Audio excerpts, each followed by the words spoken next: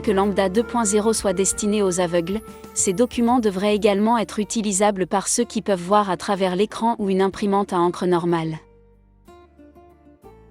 Dans le domaine de l'éducation, la contribution de l'enseignant est cruciale. Celui-ci doit être capable de suivre l'ensemble du processus d'enseignement, et pas seulement d'examiner et d'évaluer le travail final. Ce qui caractérise le plus la façon de faire des mathématiques d'un étudiant aveugle, c'est la linéarité de son code, et non pas tant l'utilisation du braille et d'autres équipements spéciaux.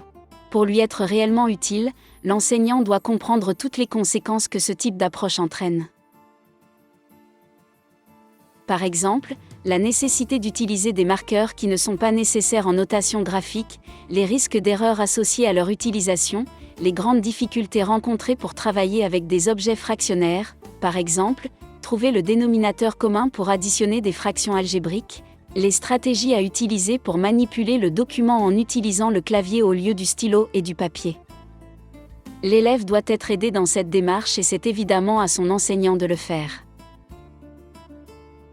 Pour ce faire, le système Lambda 2.0 affiche le texte mathématique à l'écran en mode linéaire, en pleine correspondance avec ce qui apparaît sur l'afficheur braille, en utilisant une police graphique textuelle.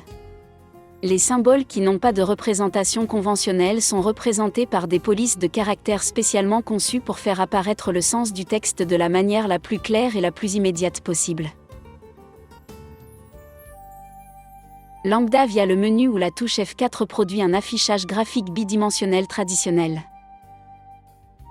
Dans une telle visualisation, aucune correction automatique de la syntaxe lambda n'a été choisie, et toute écriture est acceptée dans le format graphique, même celle dont la structure est incorrecte.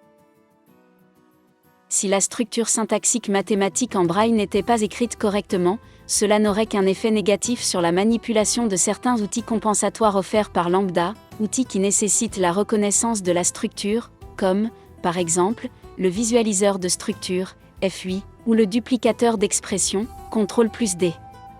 Grâce à la représentation graphique, l'enseignant peut prendre encore plus conscience des erreurs commises par l'élève, même si elles sont de nature syntaxique.